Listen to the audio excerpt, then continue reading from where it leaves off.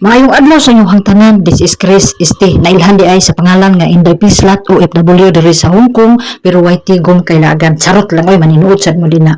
No, so karon mao ni ang ako ang adlaw-adlaw nga mga trabaho ba dili na ginagawa ko dito sa loob ng bahay ng amo. So isa man ang ano natin, pangalan natin OFW, pero iba-iba tayo ng role na ginagampanan sa loob ng mga amo.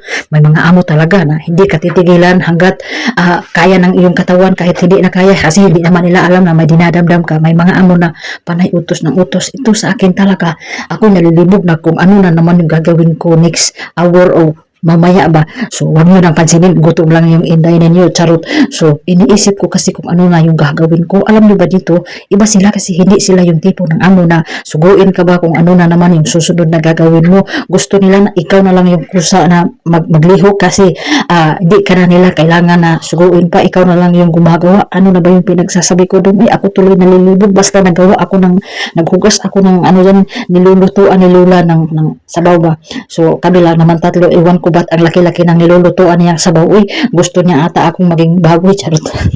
So, alam niyo ba mga lat, dito talaga sa pangangamuhan, tsagaan lang tayo. Dati ilang beses ko talaga itong gustong i-terminate, i-break, charot lang mga lat, dahil sa kabaitan ng mga amo ko, hindi ko nagawa-gawa. So, naglinis ako diyan sa sala nila dyan sa may kamera ba. So, ayan mga lat, yung amo kong isa, na nandyan lang nakaupo sa harapan ko. So habang ako'y naglilinis-linis, sa ano talaga nila mga lat, pinagsabihan talaga na huwag kang gagalaw ng bilisan, dahan-dahan lang kasi may bukas, may mamaya, ganun. So iba-iba, so mga disclaimer, magkaiba tayo ng amo. So yung iba na mga kuniyang dito, minamarket nila yung kanilang, gusto nila magdemand ng kanilang sahod, pero ako mga lat, hindi ako kontento na ako sa maliit, basta tuloy-tuloy ang biyaya, charot lang.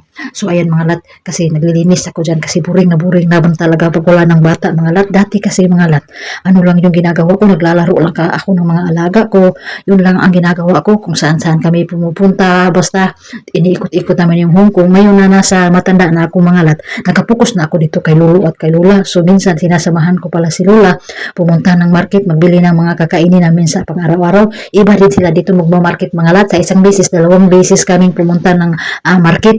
Kaya dito talaga masusubukan talaga ang galing ng isang kunyang, charot lang uy.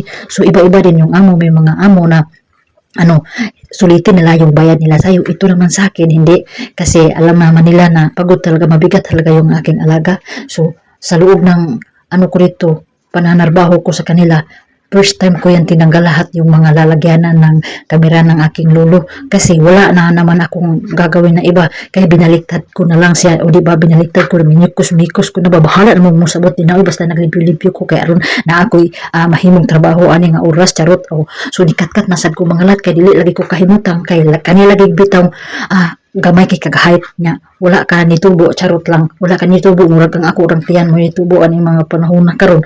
So mao na siya mga lat nga usahay bitaw, kinahanglan gid nato nga magantos-antos diring dapita kay aron matuman nato, mahinahinay nato kakabot ang ato ang mga pangandoy. Pero limtan sa nato na ato mga pangandoy mga lat, kay kung naada tay anak labi na og college na sila sa kolehiyo mga lat, ang ato ang pangandoy mapadapli na lang ba, dili ba nakarelate ba mo, kay mahal man kaayo ang naanat tay kolehiyo, dili man basta-basta. Samot na ang inyong Inday, magkapislat-pislat na ni, kay duha ka tuig gikan karon, duha na kabukang ako ang kolehiyo mga lat. Mao ni nga kinahanglan gid akong antos-antoson ko jawon ko dihang dapita mga lat, kay nagtingog-tingog man ang ako ang gitungtungan nga hagdan, basin unya og hagpa ko mo salo na ako diren dapita, di ko kayang saluon lolo, charot lang uy.